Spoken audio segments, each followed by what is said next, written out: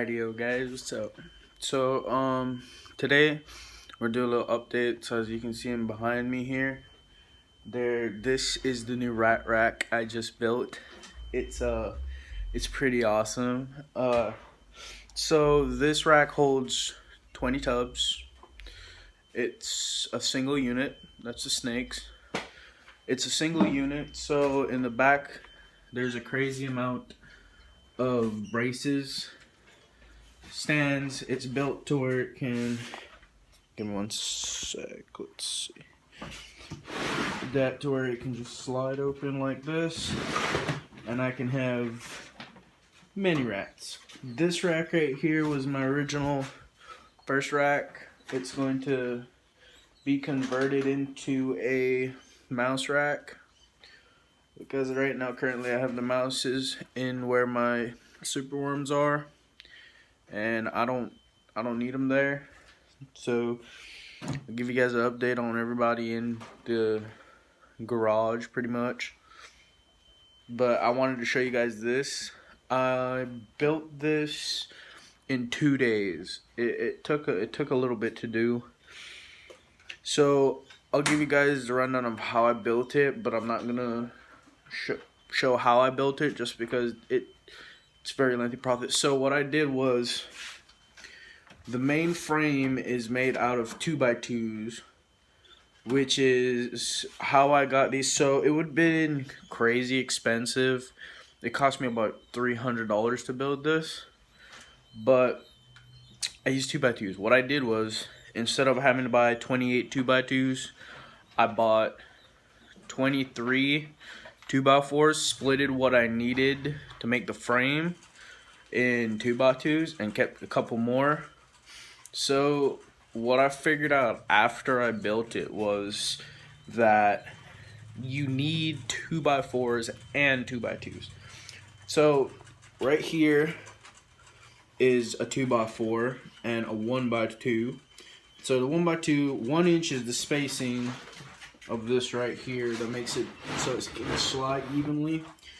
So you need 1 inch, and so that's where the 2x2 comes into play. And you put the 1x2 in the middle of a 2x4, and you get 1 inch on each side, which is the right size lip for these tubs, the cement mixing tubs, the smalls. So you build your frame where your wire is going to sit first. You lay your wire down, put the 1x2, screw it with small screws into this first. You set it centered in this 2x2 right here, this middle part. Then you take the 2x4, set it in the middle, line it up dead center with this 1x2. You don't have to measure it. I just eyeballed it because I can tell what's center, like this one. And what you do is, I countersink mine just because I don't want to have to hit a screw while I'm working. And it's easy to make the tracks like that. It's cheap, it's effective, it's efficient. And that's what you want when you're building a DIY rat rack. So for me, this is going to hold 20 tubs. I keep 5 in a tub, so roughly maybe 100, between 100 to 150, I believe. So somewhere like that, I could be producing a couple thousand rats a month, depending on how I do it. If I do it properly, I can. So the next goal is to sell a bunch of breeders, and also babies, to buy the tubs, because I can take it out of my pocket, but I want this to be self-sufficient. I want it to be able to pay for itself and some. So that is a rat rack. Now this one is made out of recycled 2x4s, and it works great, still does. So I'm going to use it for mice, since I don't want to have just this and that.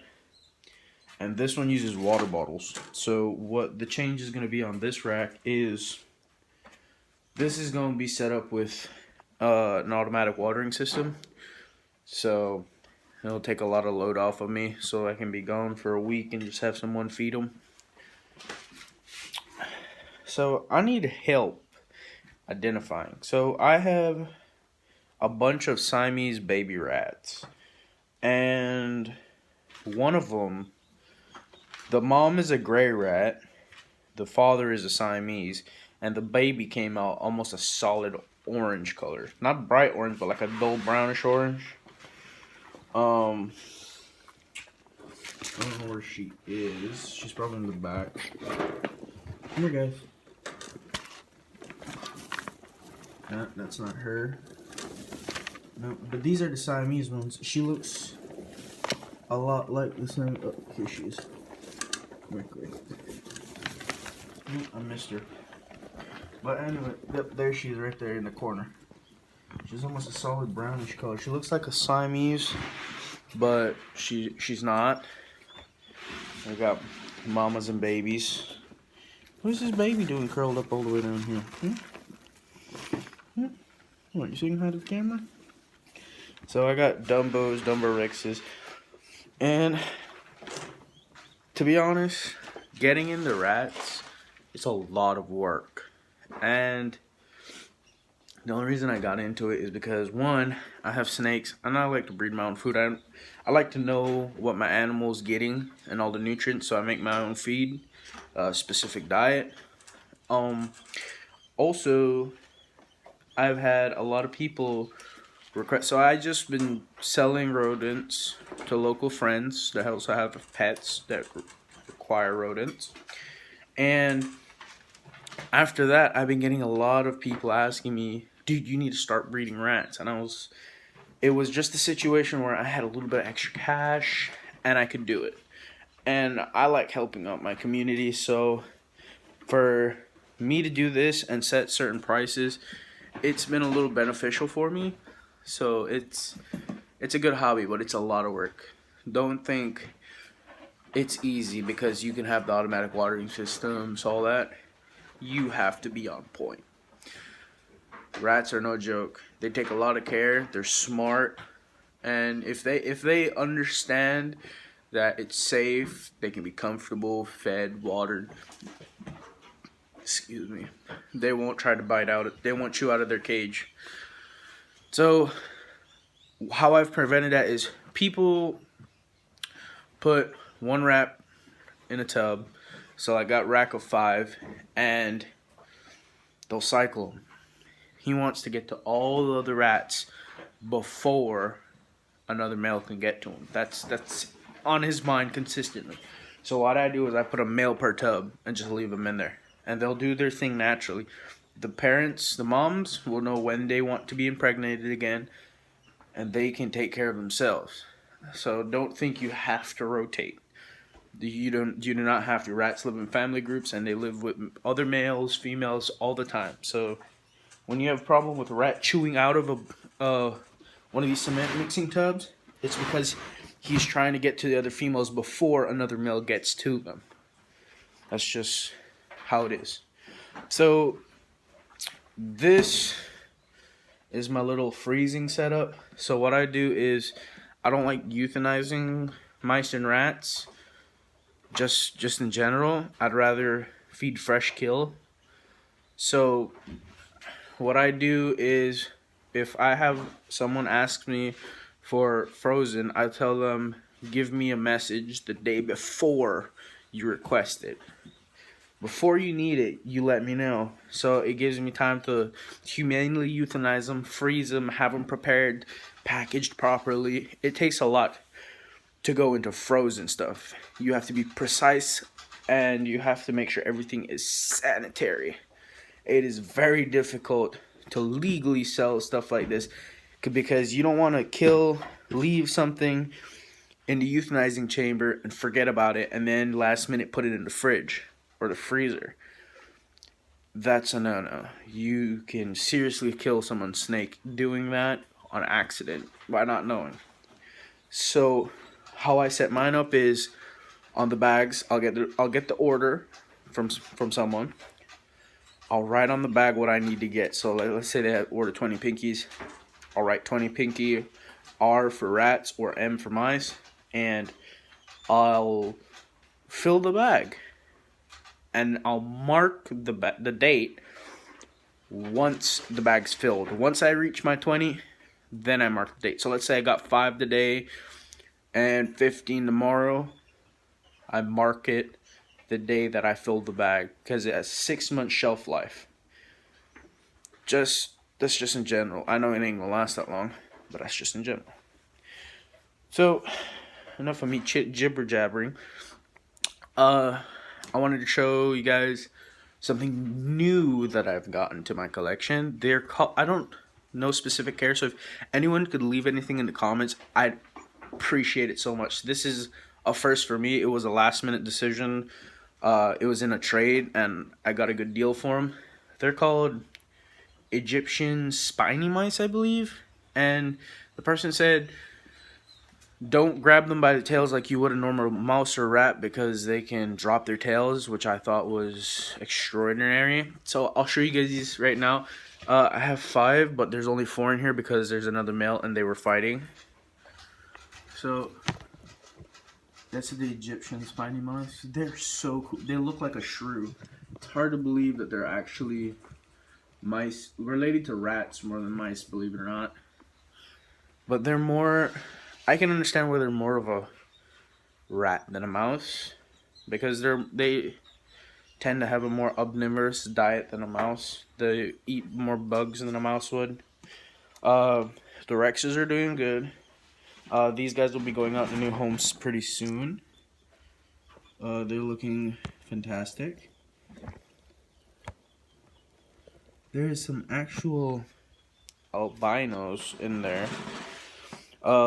Let's take a look at Jake and his crew.